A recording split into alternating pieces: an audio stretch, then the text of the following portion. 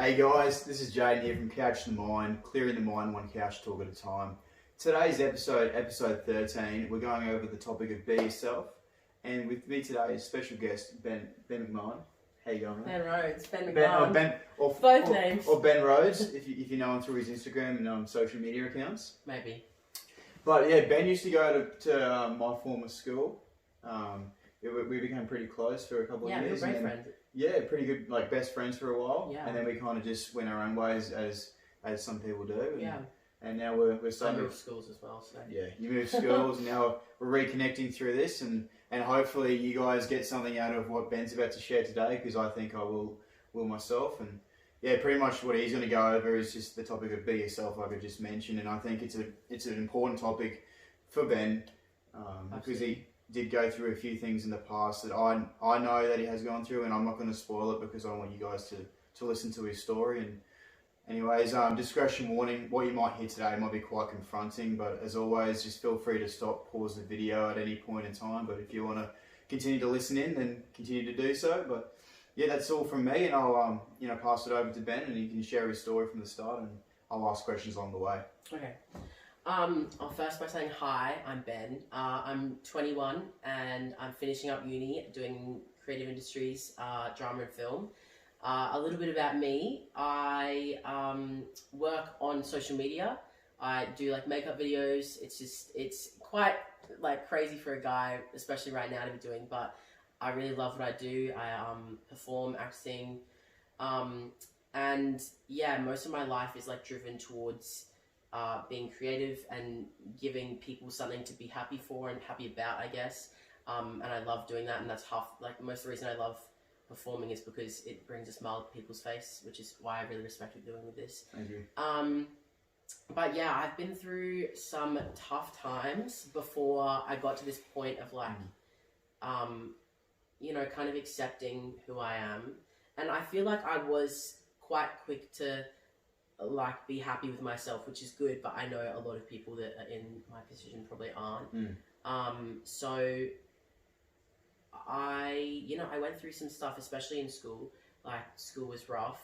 How come? So sorry to butt in, but yeah. Why did you find school was quite difficult? Well, obviously we live in a world where, like, we're raised to think a certain way, and that's fine as an excuse for a while. But there comes a point where, like, you gotta like change. Like, things are changing, obviously. If this last year has shown anything, it's like, just because we're told, like, from the moment we're born that something is right doesn't necessarily mean it is.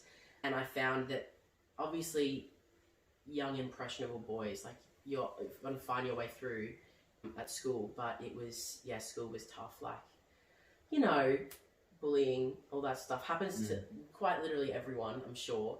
But I feel in the environment I was in, I felt very like alone, because of, obviously I'm gay, if you can't figure it out. I felt very like isolated at school because I didn't think anyone else could kind of relate or like would want to relate, especially the like ages we were at. Schoolboys say things, and not the nicest things, but I guess that was part of what made me like really close up.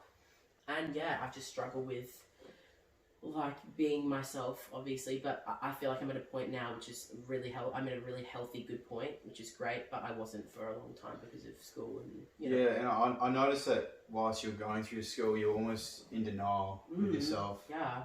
I mean, I kind of knew because I was you're a good great mate friend of yours, and a few others did as well. Yeah. Did you feel like because of there was that fear of judgment there, that to fit in and to be able to hang out with certain people at school, you would kind of brush your sexuality aside and put on this fake face that people wanted to see rather than who you truly are as a person? Yeah, absolutely.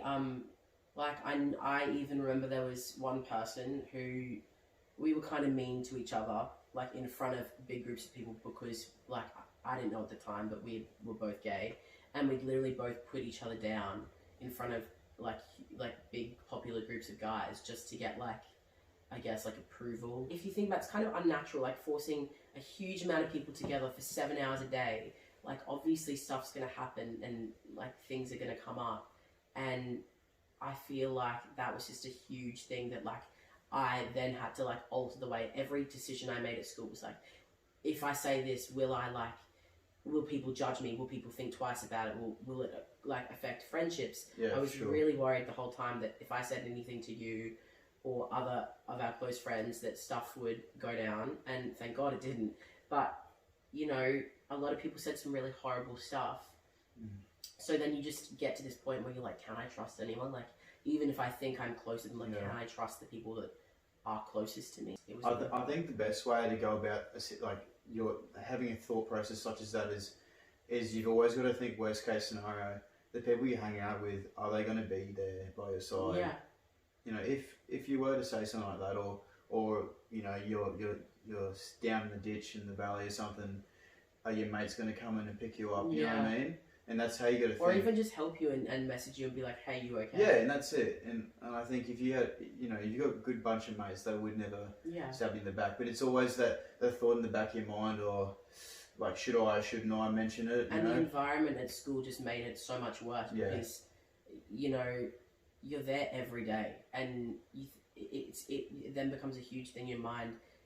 If you tell them, or if you trust someone and they turn it around, then that's literally 5 days a week of just feeling constantly like judged and like just shit, really. Like you literally have to sit there for 8 hours going, oh, well, I just lost 3 friends because I opened up to them. Yeah, it was tough. I think with school, and I really appreciate you saying all this to me, man. Yeah. And first of all, I want to say, because I had a lack of immaturity, and I'm not saying I'm mature now. I have my moments. I'm a bit of a potato every now and then. Yeah.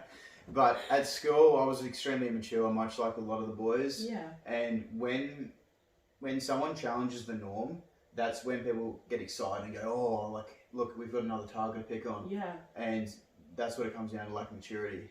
So for me, if I've ever done anything to you, if I've ever said anything to you, I apologise, because I didn't know at the time, and I wasn't actually aware of how I would hurt someone's feelings and emotions by talking about these things. So if I've done it, I apologise. And I hope if anyone's listening as well that has maybe possibly said something, maybe not specifically to Ben or to someone else that you know in the long run is affected by it, you know, maybe it's a good time to think about your actions and coming on forward from now on, and kind of think about things before you kind of, you know, spread rumors or say something about someone, because in the long run someone could be quite affected by it. Because, you know, at the end of the day, I think we all want the same thing. We want happiness. We can't achieve that if we're having a go at people that may be potentially challenging the normal, doing things that people would not normally do. So yeah.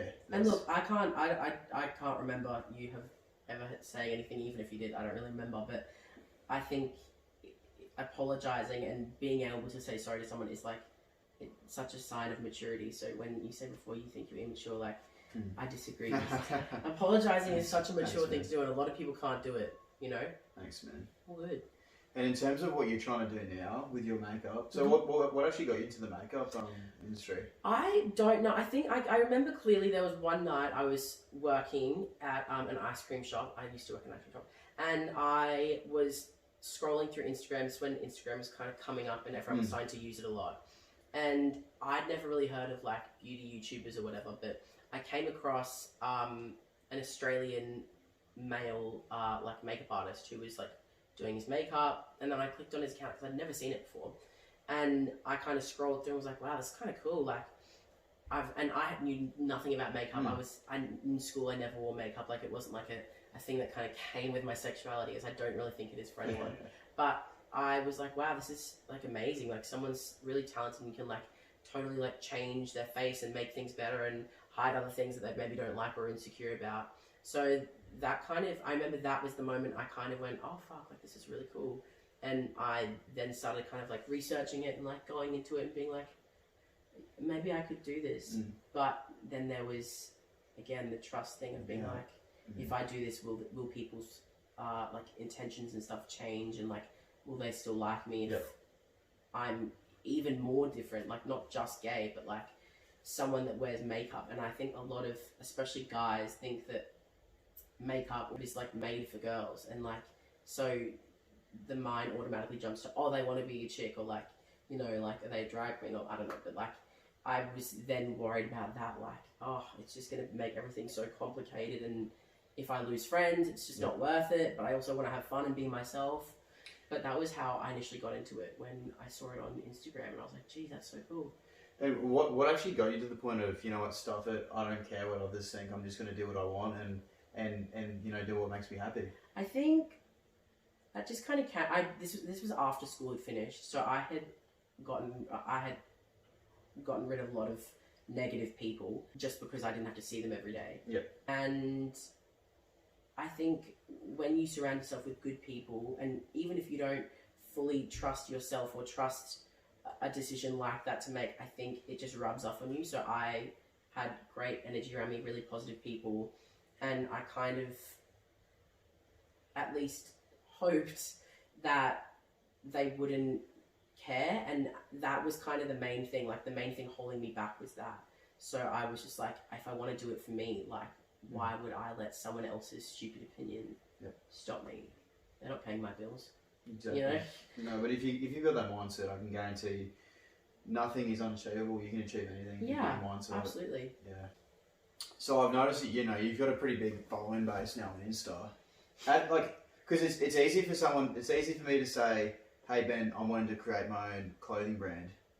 But then to get, like, go from 0 to, what was it, almost 20,000 followers? 20,000. Yeah, that's awesome, man. Like, Thank you. how did you actually get to that peak? Like, what did you do to build your following base? I think the main thing initially, and I'm lacking in this now, is consistency. I mean, the more you post, the more people are going to see. Yeah. And the more, like, the higher quality of the work, people are going to obviously respect and kind of, like, be inspired by that more, I guess.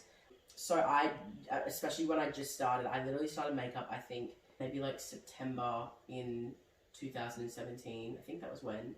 And then I decided to start YouTube on I don't know what day it was, but it was sometime in December, and then I actually started and like filming in early January of 2018. And the reason I started was because we had this family friend who's like a really big influencer in Brisbane, and she was kind of like, yeah, I'll help you out, I'll give you some like tips, and you know, we can help each other. I was like, okay, cool. And that was kind of like an affirmation for me, where I was like, I'm gonna do it. Like, if someone else believes me, then I can do it. Yep. So I just started posting, and I posted, I think, at least twice every week for a while, which was like a lot.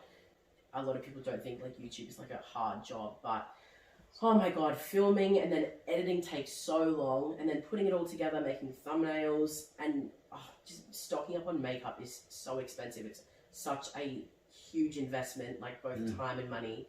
So, you know, I just really like knew that if I was going to do it, I had to like really go hard. So I was posting heaps, and slowly I saw like I was getting recognition, which was like, I didn't do it for recognition, but I was doing it just to like be creative and put something out there that. It's good to have it. It's good to. Yeah, It's of good. course, it's good. Yeah, No, it's good to have it because obviously you're passionate about what you're trying to do and trying to achieve, but then to get the recognition and go, oh wow, like maybe I'm actually making a difference. You know, maybe what I'm doing is actually like influencing someone out there, or you know what I mean? Yeah, and I love the followers. It's great, but I think the main thing to note is that the followers are just like an added bonus, kind of. Like I'm more appreciative that people are inspired and enjoy what they see rather than it just being like a number, you know.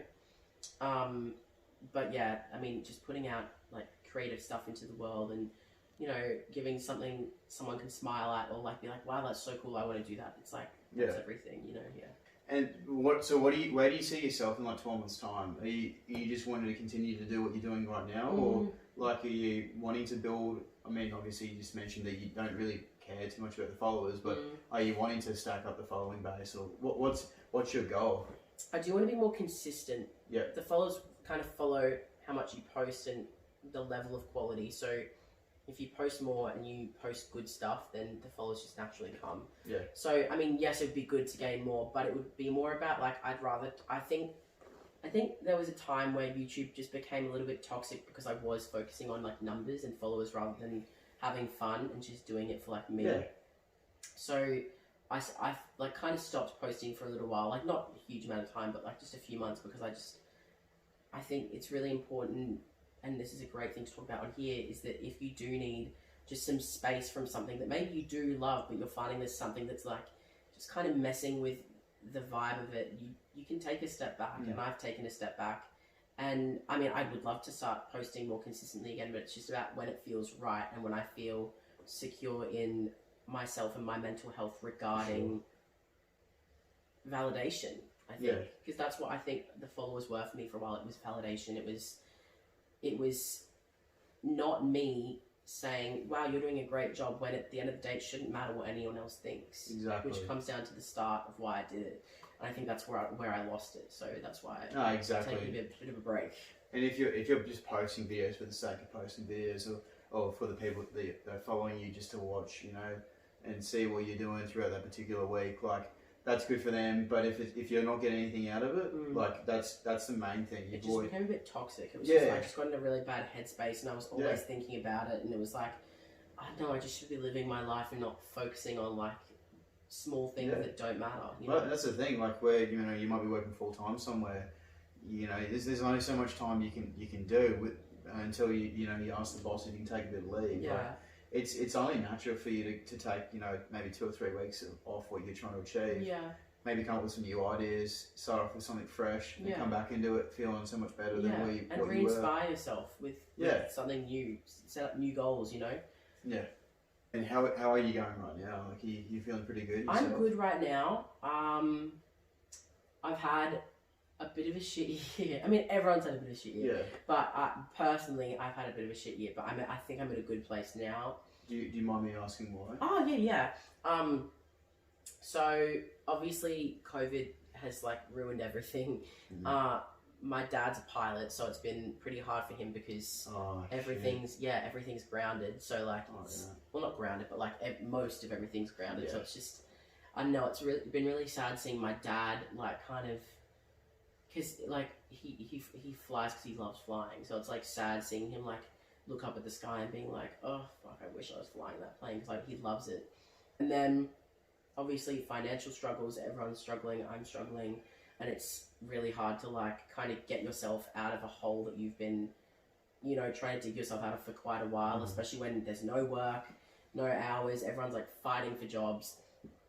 Yeah, and when you're going through something like that, like, you know, you get thrown into the tunnel, how do you manage to get yourself, you know, out of that tunnel and pick yourself up and move on again?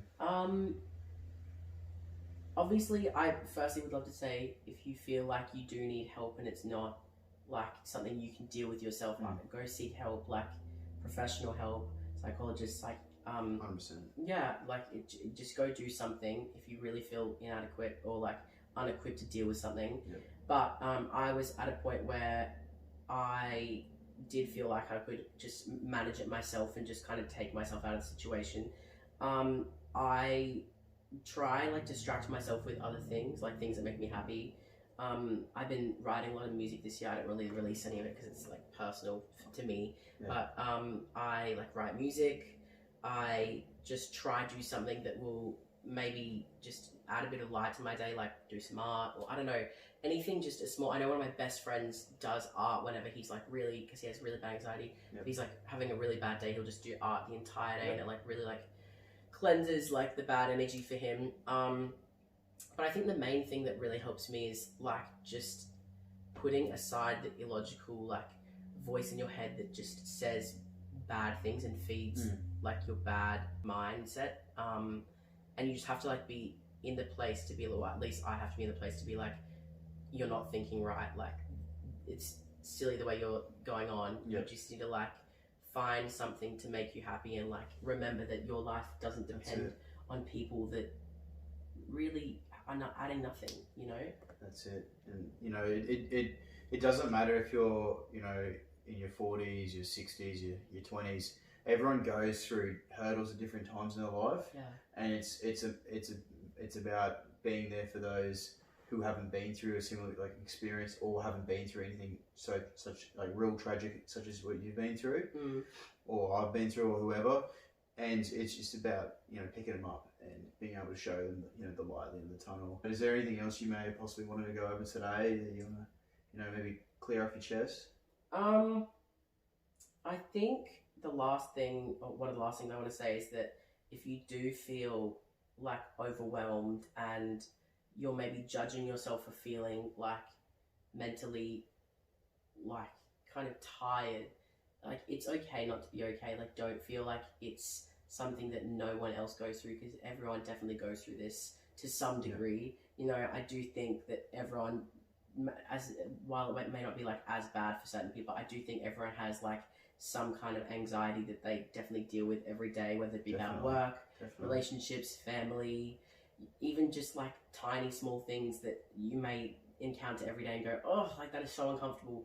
Like it's fine not to be like fully able to help yourself out of a situation. Yeah. But if you're there, like do yourself a favor and get help, like whether it be like going on hiking for you, or you know doing things that make you happy, like what I do. Just find something or someone that can kind of like help you get out of that state, because it's just a waste of time being there or not doing anything about being there, more so. So yeah, I think that's all I've got to say. Yeah, no, I completely agree with what you're saying there, and that find something you enjoy doing. Find that hobby that you may have potentially always wanted to do, but you've never had the chance to do it. Like for yourself, you've now into the makeup industry, and back at school, you probably never thought about doing this sort of stuff. If someone had told me I was doing this when I was in year 10, I would have laughed at them. Yeah, exactly. But you found happiness through that. Yeah. And it's about putting your walls down and not worrying about what others think. Just be happy for who you are, and don't feel like you have to put a mask on. Just be yourself. Find that hobby. Find something that will give you happiness when you're feeling shit or struggling, and don't feel afraid to open up and talk about your struggles to anyone, because if anyone puts you down because you're talking about something you may be going through that's putting you in a bad headspace, I can guarantee they're going through the same thing, and they're just putting on a brave face. Everyone struggles with stuff. Yeah. And if they say they don't, they're lying. Like, come on. Yeah. But thanks, man.